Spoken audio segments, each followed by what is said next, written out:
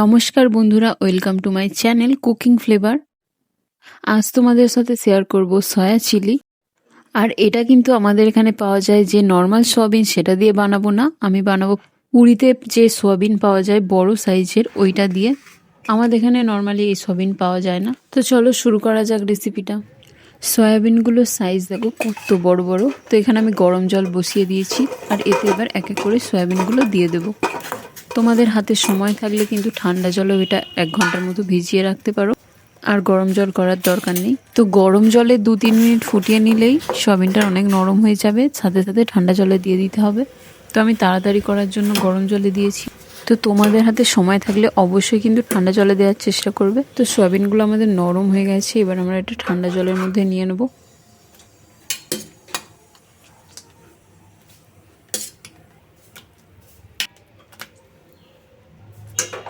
তো এবার সয়াবিনটা পুরোপুরি ঠান্ডা হয়ে গেলে জল ঝরিয়ে তুলে নেব। তো সমস্ত সয়াবিন আমি জল ঝরিয়ে তুলে নিয়েছি। এবার এতে কিছু মশলা মাখিয়ে নেবো। নিয়ে নিচ্ছি আদা রসুন বাটা, লঙ্কার গুঁড়ো, লবণ আর কর্নফ্লাওয়ার দিয়ে সয়াবিনটা খুব ভালো করে মাখিয়ে নিতে হবে।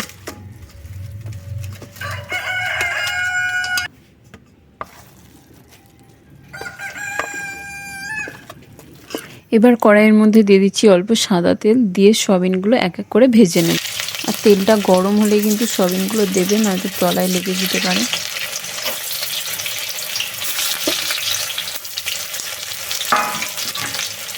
আর খুব বেশি তেল দিয়ে সয়াবিন ভাজার দরকার নেই, কারণ তেলের মধ্যে সয়াবিন দেওয়ার পর তেলটা পুরোপুরি টেনে নেবে। আর বেশি লাল লাল করে ভাজার দরকার নেই, হালকা করে একটু ভেজে নিতে হবে। তো সয়াবিনগুলো দেখো আমার ভাজা হয়ে গেছে, এগুলো এবার নামিয়ে নেব।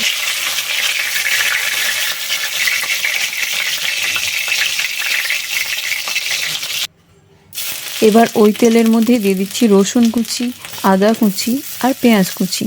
সব কিছু খুব একদম মিহি করে কুচাতে হবে, না তো মুখের মধ্যে পড়লে খেতে ভালো লাগে না। তো রসুন পেঁয়াজ আদা ভালো করে ভাজা হয়ে গেলে এতে দিয়ে দেবো ক্যাপসিকাম, পেঁয়াজ।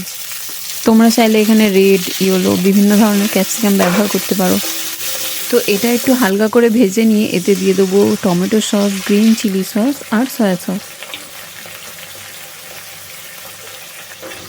তো সব কিছু খুব ভালো করে মিশিয়ে নেবো। নিয়ে আগে থেকে ভেজে রাখা সয়াবিনটা দিয়ে দেবো।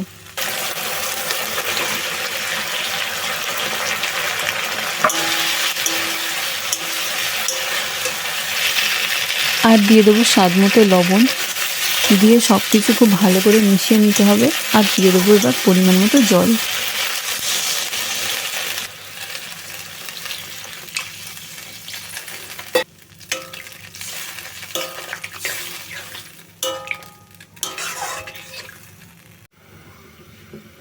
তো এটা ঢাকা চাপা দিয়ে 5 মিনিট মতো ফুটিয়ে নিয়েছি। দেখো সব কিছু সেদ্ধ হয়ে গেছে। এবার এটা একটু নাড়াচাড়া করে এতে আগে থেকে গুলে রাখা কর্নফ্লাওয়ারটা দিয়ে দিতে হবে।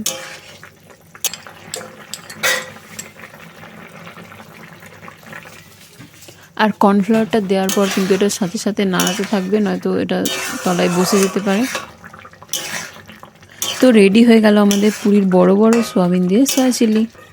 আর এটা দেখতেও যেমন হয়েছে, খেতেও কিন্তু খুবই টেস্টি ছিল। তো চলো এবার এটা নামিয়ে নিই। আর এর মধ্যে আমি দিয়েছি সাদা তিল। তোমরা চাইলে এটা স্কিপ করে দিতে পারো।